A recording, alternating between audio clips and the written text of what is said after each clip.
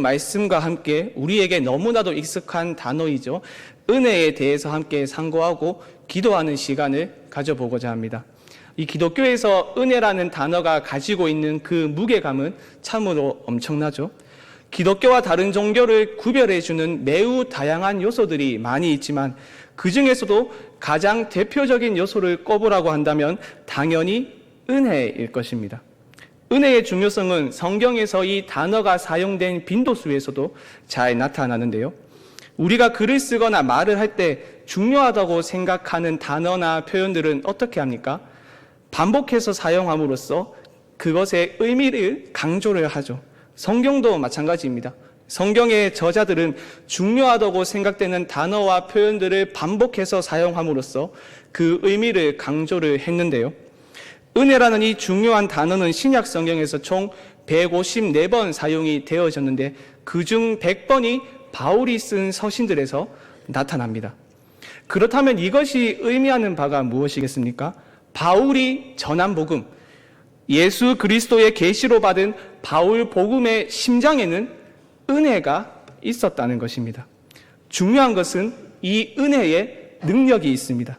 하나님이 우리에게 주시는 은혜의 능력이 있기 때문에 죽은 사람이 살아나고 온갖 방법과 모든 수단들을 총동원하여도 변하지 않던 사람이 변화하고 악을 행하던 사람들이 선을 행하는 그 이유가 하나님이 우리에게 주시는 그 은혜의 능력이 있기 때문입니다. 사람을 변화시키는 이 은혜의 능력에 대해서는 우리가 다음에 살펴보도록 하고요. 오늘은 과연 은혜가 무엇인지 우리가 너무나도 잘 알고 있지만 은혜가 무엇인지 그 은혜의 본질에 대해서 우리가 함께 상고를 하고자 하는데요.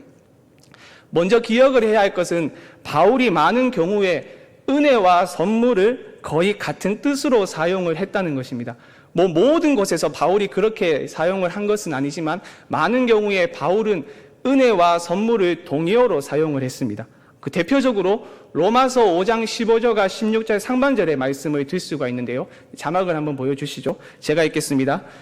그러나 이 은사는 그 범죄와 같지 아니하니 곧 한 사람의 범죄를 인하여 많은 사람이 죽었은즉 더욱 하나님의 은혜와 또한 한 사람 예수 그리스도의 은혜로 말미암은 선물은 많은 사람에게 넘쳤느니라. 16절입니다. 또 이 선물은 범죄한 한 사람으로 말미암은 것과 같지 아니하니. 15절 하반절에서 바울은 하나님의 은혜와 그리스도의 은혜라고 말한 후에 이어서 이 선물은이라고 말하는데 바울이 16절에서 말한 이 선물은이 받는 것이 바로 15절 하반절에서 바울이 이야기를 했었던 하나님의 은혜와 예수 그리스도의 은혜라는 것을 우리는 문맥을 보면 충분히 유추를 할 수 있습니다. 은혜와 선물의 이러한 상관관계는 우리가 고린도후서의 말씀에서도 발견을 할 수 있는데요. 고린도후서 9장 14절과 15절의 말씀입니다. 제가 읽도록 하겠습니다. 또 그들이 너희를 위하여 간구하며 하나님이 너희에게 주신 지극한 은혜로 말미암아 너희를 사모하느니라. 말할 수 없는 그의 은사로 말미암아 하나님께 감사하노라. 15절에서 하나님이 너희에게 주신 지극한 은혜를 말하고 이어서 15절에서 말할 수 없는 그의 은사라고 바울이 말을 했는데 여기서 말할 수 없는 그의 은사가 받는 것은 14절에 하나님이 너희에게 주신 지극한 은혜라는 것 또한 우리가 문맥을 보면 충분히 유추를 할 수 있습니다. 그리고 15절에서는 우리말 성경에서 은사라고 번역이 되어 있지만 이것의 원문을 보면 그 의미하는 단어가 선물이거든요. 그러니까 바울의 입장에서 은혜와 선물이 동의어였다는 것을 우리가 충분히 생각을 할 수 있습니다. 우리가 이렇게 은혜와 선물이 동의어라는 것을 생각을 해두고요. 그렇다면 본격적으로 은혜가 도대체 무엇인지 그 은혜의 정의에 대해서 우리가 한번 생각을 해보고자 하는데요. 우리가 원하는 물건을 사기 위해서 마트에 가죠. 마트에 들어가서 내가 원하는 물건이 어디에 진열되어 있는지 확인을 합니다. 그리고 진열되어 있는 그곳에 가서 우리가 원하는 물건을 가지고 와서 카운터에 있는 직원에게 주면 그 직원은 다시 우리가 가져간 물건을 우리에게 다시 주죠. 직원이 우리에게 이 물건을 줄 때 우리는 뭐라고 표현을 합니까? 우리가 은혜 받았다. 직원으로부터 우리가 은혜를 받았다라고 우리가 표현을 하지 않고 그냥 우리가 물건을 샀다라고 이야기를 합니다. 우리가 왜 그런 표현을 씁니까? 우리가 물건에 대한 정당한 값을 지불하고 마트로부터 그 물건을 샀기 때문에 우리는 은혜를 받았다라고 말을 하지 않고 그냥 물건을 샀다라고 이야기를 하는 것이죠. 은혜는 내가 값을 지불하고 마트에서 물건을 사는 이 행위의 반대 개념입니다. 은혜는 어떤 것을 값없이 자발적으로 주거나 값없이 무엇인가를 받는 것을 은혜라고 우리는 말합니다. 그래서 대부분의 경우에 이 은혜를 공적인 영역에서 사용을 하는 것이 아니라 사적인 영역에서 사용을 합니다. 여러분 한번 생각해 보십시오. 공적인 영역에서는 상대방에게 무엇인가를 주어야 하거나 또는 상대방으로부터 무엇을 받아야 하는 의무와 책임이 있습니다. 가령 여러분 직장을 한번 예로 우리가 생각을 해보면요. 직원은 열심히 일한 만큼 거기에 대한 대가를 받죠. 한 달 중 며칠 일했느냐에 따라 가지고 금액이 달라지는데 우리는 열심히 일한 후에 받는 그것을 가리켜 은혜라고 말을 하지 않습니다. 회사는 직원이 열심히 일한 만큼 봉급을 주어야 하는 의무와 책임이 있기 때문이며 봉급을 받은 사람은 또 어떻습니까? 내가 한 달 동안 받은 봉급에 준하도록 내가 열심히 일을 해야 하고 또 성과를 내야 하는 의무가 그리고 책임이 있기 때문에 은혜라고 이야기를 하지 않습니다. 대신 사적인 영역에서는 상황이 조금은 달라지는데요. 사적인 영역에서는 상대방에 대해서 무엇을 주거나 받아야 하는 책임이나 의무가 없는데 은혜는 이러한 책임이나 의무가 없을 때 사용되어지는 단어입니다. 그러니까 무엇인가를 주어야 하는 의무나 책임이 없는데도 자발적으로 무엇인가를 주는 것을 은혜라고 말을 하는 것이죠. 만일 우리가 열심히 노력을 해서 받은 봉급 중에 얼마를 가난한 사람들에게 기부를 한다고 한다면 그 행위를 우리는 은혜라고 말을 할 수 있겠죠. 왜냐하면 그렇게 해야 할 의무나 책임이 없음에도 불구하고 내가 자발적으로 가난한 자들에게 내가 받은 봉급 중 얼마를 주었기 때문입니다. 그래서 우리가 나중에 한번 살펴보겠지만 고린도 후서 8장의 말씀을 보시면요. 바울은 고린도의 교인들이 예루살렘의 가난한 성도들에게 연보를 하는 그 행위를 가리켜서 은혜라고 이야기를 했습니다. 자막이 준비되었을 때 주었을 텐데요. 고린도 후서 8장 4절의 말씀을 보시면 바울이 이렇게 이야기를 합니다. 이 은혜와 성도 섬기는 일에 참여함에 대하여 우리에게 간절히 구하니라고 말하는데 여기서 사용된 은혜는 예루살렘 교회를 위한 연보를 지칭한다는 것을 앞선 말씀을 보면 우리가 또 쉽게 알 수 있습니다. 그리고 이어지는 7절의 말씀을 보시면요. 이렇게 바울이 말하죠. 오직 너희는 믿음과 말과 지식과 모든 간절함과 우리를 사랑하는 이 모든 일에 풍성한 것 같이 이 은혜에도 풍성하게 할지니라 라고 말을 하는데 이 은혜가 의미하는 건 역시 예루살렘 교회를 향한 연보를 의미합니다. 이처럼 은혜는 의무와 책임이 없는 책임이 있는 공적인 영역에서 사용하는 단어가 아니라 사적인 관계에서 그렇게 해야 할 의무나 책임이 없음에도 불구하고 기꺼이 자발적으로 그리고 값없이 베푸는 친절한 행위 또는 선물이 바로 은혜입니다. 그렇다면 하나님이 우리에게 값없이 베풀어 주시는 은혜, 그러니까 선물은 어떤 것이 있을까요?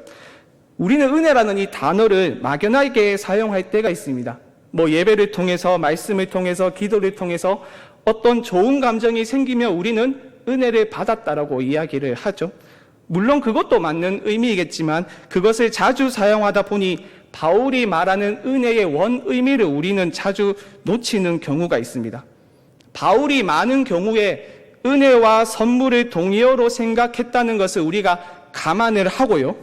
하나님이 무엇을 주셨다라는 말씀을 통해서 하나님이 주시려는 선물이 무엇인지를 우리가 한번 발견을 할 수 있습니다. 이것은 지난 매일 성경에서 살펴보았던 갈라디아서의 말씀에 자주 등장하는데요. 먼저 갈라디아서 1장 4절의 말씀을 보시면 하나님이 주신 선물이 무엇인지를 알 수 있습니다. 우리 함께 자막을 보고 한번 읽어보도록 하겠습니다. 시작. 그리스도께서 하나님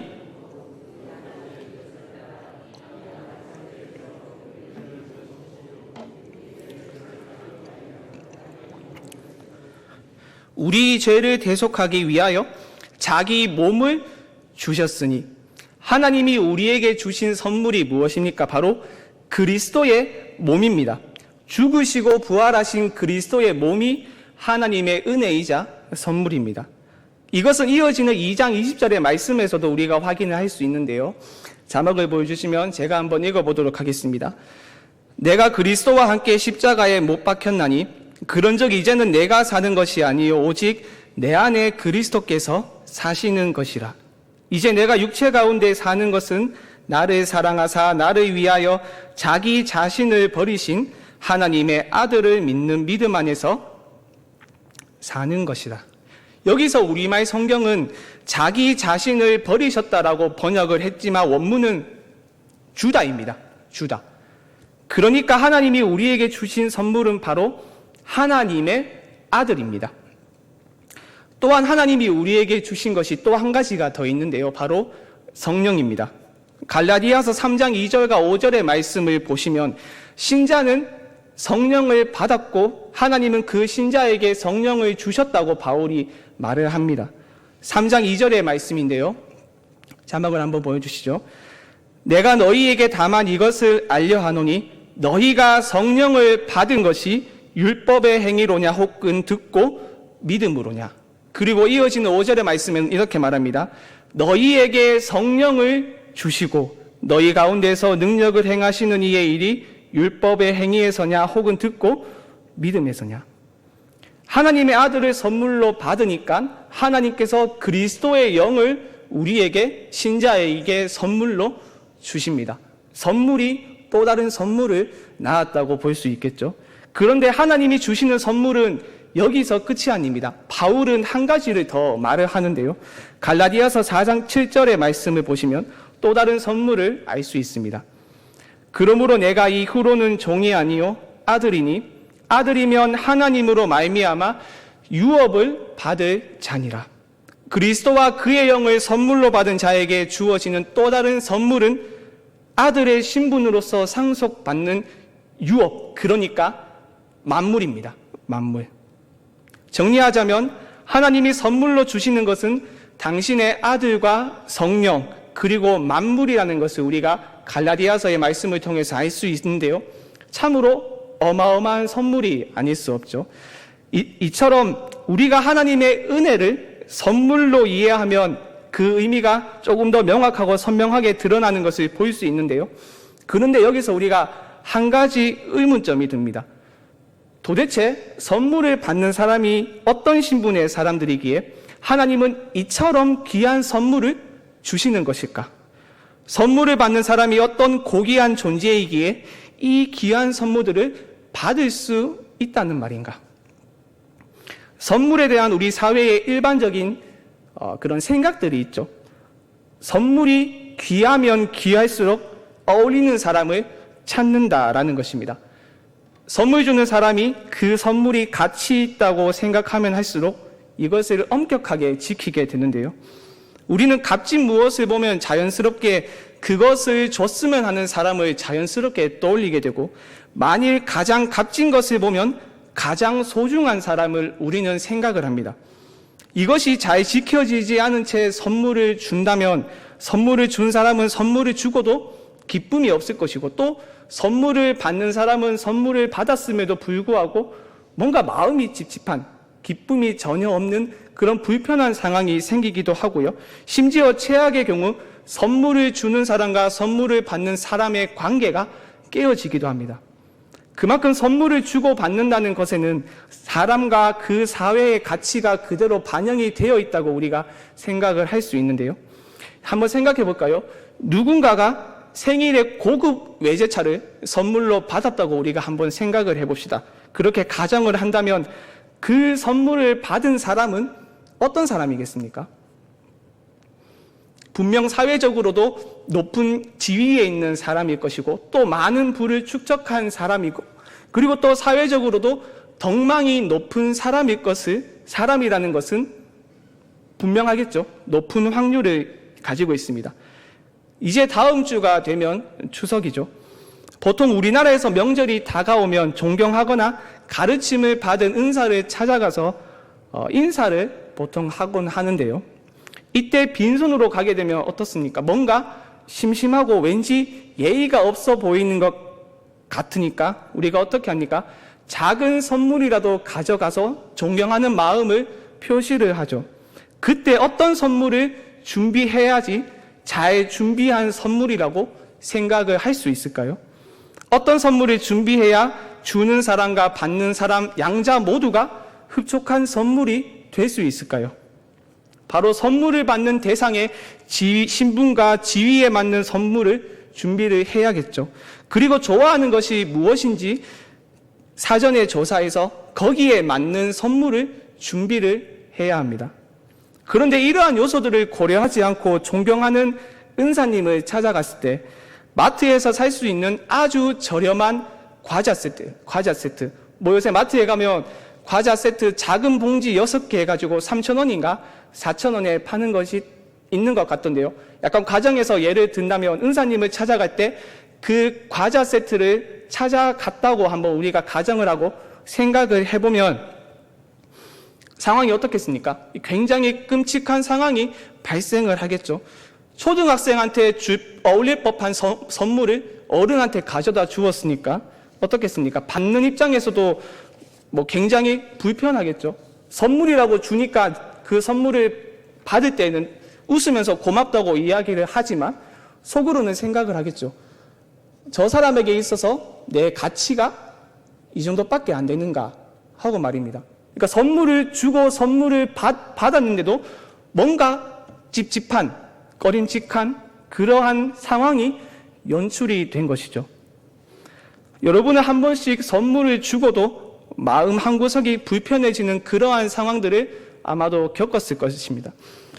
저 또한 그런 일을 최근에 한 번은 겪었는데요. 약간 우스운 이야기가 될 수도 있는데 제가 한 6월 달쯤 되었을 때 지인의 소개로 이제 한 어떤 자매를 제가 이제 만나게 되었습니다. 그래서 그 자매를 만나서 제가 연락을 해서 어떤 토요일 저녁에 그 자매가 칠곡에 살았거든요.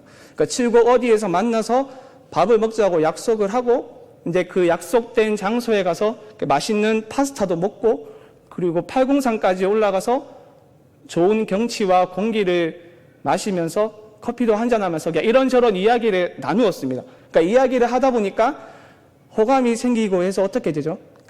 이제 헤어질 때쯤에 다음 주에 시간이 되면 칠곡에 맛있는 파스타 집이 있으니까 식사 한 번 더 하시죠. 이렇게 부탁을 했습니다. 부탁이라기보다는 요청이라고 해야 되겠죠.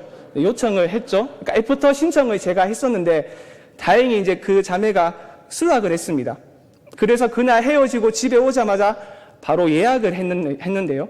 그 파스타 집이 칠곡에서 맛있기로 소문난 집이기 때문에 토요일에 예약을 하기 위해서는 일주일 전쯤에 이제 예약을 해야지 예약이 가능한 그러한 가게였는데요. 다행히 예약이 되었습니다. 성공적으로 다음 만남이 이제 준비를 된 것이죠. 이게 저는 사람들, 지인들한테 책 선물을 하는 것을 좀 굉장히 좋아합니다. 그러니까 제 친한 사람이 어떤 생일이 있거나 특별한 날이 있는 경우가 아니더라도 제가 책을 읽거나 어떤 서점에 가서 책을 보다가 이 책은 내가 이 사람한테 좀 선물을 해주면 좋겠다라는 마음이 들면 그냥 선물을 하는 이제 그 약간의 경향이 있는데요. 제가 그 자매에게 내가 니한테 호감이 있다라는 것을 표시하기 위해서 책을 선물로 주려고 샀습니다. 그러니까 그때 제목이 30통이라는 제목이었는데요. 그러니까 30살의 청년들이 겪을 법한 결혼의 문제, 연애의 문제, 그리고 직장의 문제에 관해서 다루었던 이제 그러한 책인데요. 근데 제가 약속된 날짜가 되고 시간이 되어서 이제 그 자매를 만나서 파스타도 맛있게 먹고 이제 카페로 이동하기 위해서 차로 이제 이동을 하고 있었는데 제가 나중에 만남이 끝난 뒤에 책을 주는 것을 잊어버릴까봐 그러니까 차에서 이동하는 도중에 제가 잊어버릴까봐 책을 선물로 주는데 그냥 제가 좋아하는 사람이라기보다는 그냥 지인한테 책을 선물하는 것을 저는 개인적으로 좋아하니까 그냥 부담 없이 읽으면 됩니다 하고 책을 줬습니다. 그런데 아니다 다를까 카페에서 대화를 하는 와중에 그 자매가 책 읽는 것을 싫어한다는 것을 말하더라고요. 그러니까 그 자매가 저한테 이야기를 하기를 그러면 뭐 전도사님은 퇴근하고 시간이 있을 때 무엇을 하는지를 묻는 겁니다. 그러니까 취미가 무엇인지를 저한테 물은 거겠죠.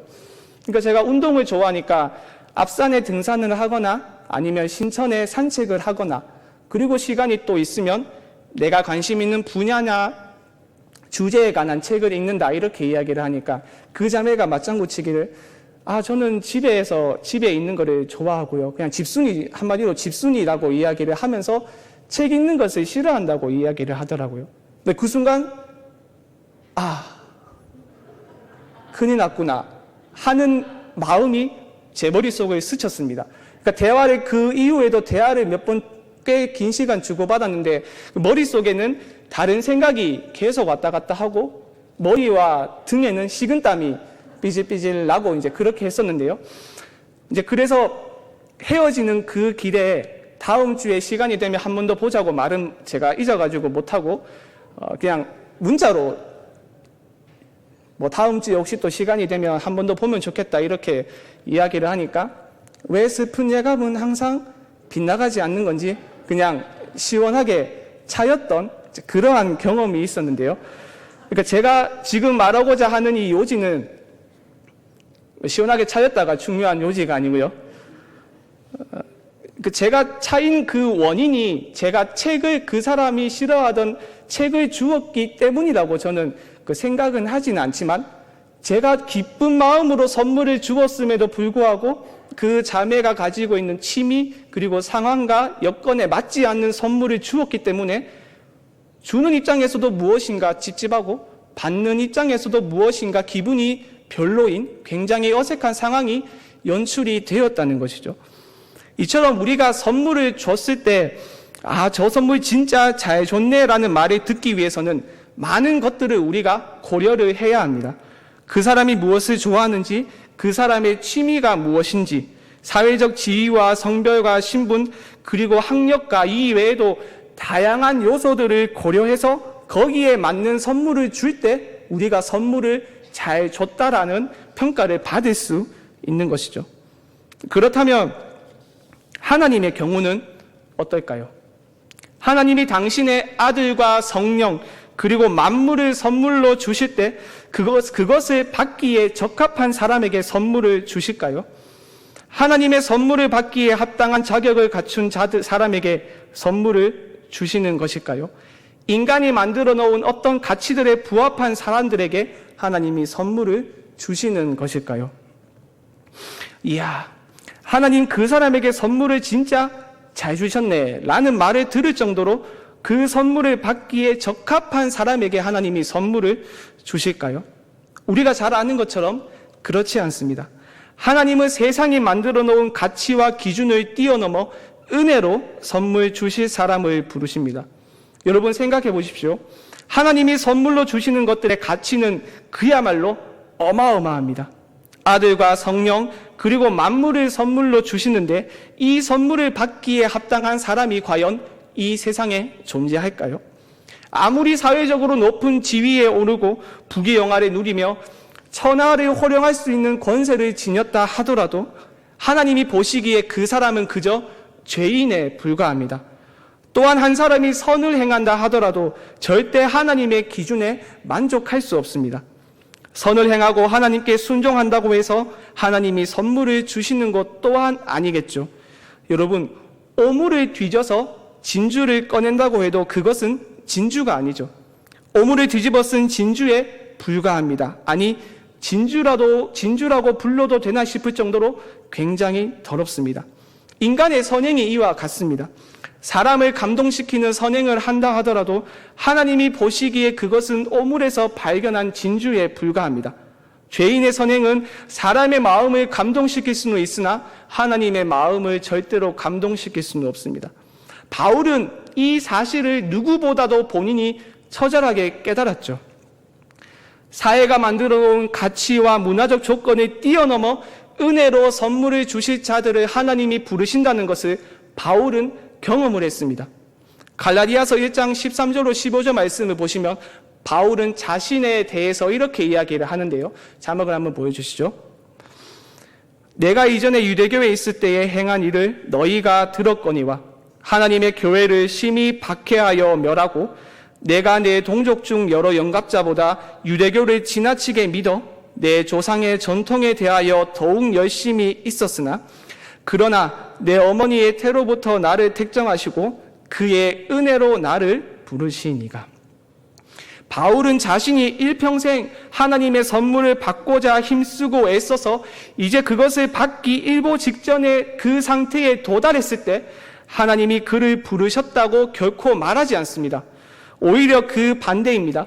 하나님이 자신을 부르실 때 자신은 하나님의 선물이신 그리스도를 박해하고 멸시하고 있었다고 말합니다.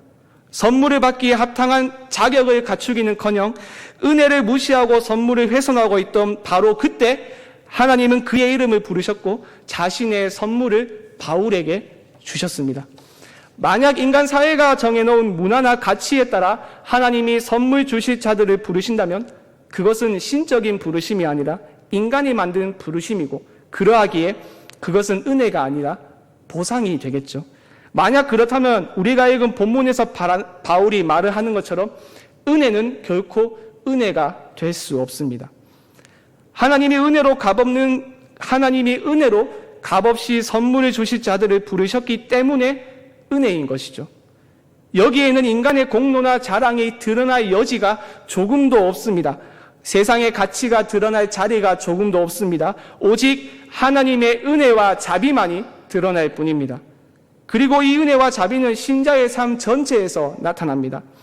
서두에서 말씀드렸듯이 하나님이 주시는 그 은혜의 능력이 있기 때문에 사람을 변화시키고 교회를 변화시키고 세상을 변화시키는 힘이 있습니다. 그렇기에 하나님의 선물을 받은 사람은 반드시 변화를 경험합니다. 점점 시간이 지날수록 하나님의 뜻에 가까워지는 것이죠. 하지만 그렇다고 신자가 이 땅을 살아가면서 완전히 하나님의 뜻에 일치하고 그러한 삶을 살아가는 것은 아닙니다. 선물을 받았다 하더라도 여전히 자기의 욕망을 따라 살아가려는 옛 자아가 우리의 발목을 붙잡고 있기 때문에 넘어지기도 하고 때로는 후퇴하기도 합니다.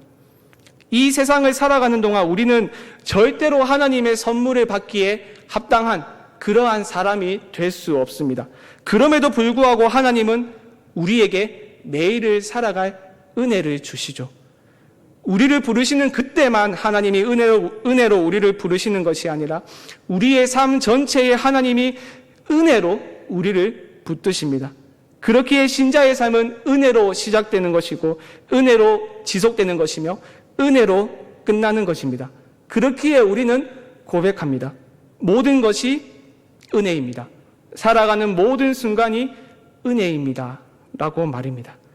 그러므로 사랑하는 여러분, 자격 없는 우리에게 그리스도와 성령 그리고 만물이라는 이 어마어마한 선물을 값없이 주신 하나님께 감사하며 그 은혜만을 자랑하며 사모하며 하나님의 은혜 안에서 점점 강해지는 우리 교회가 되길 바랍니다. 기도하겠습니다.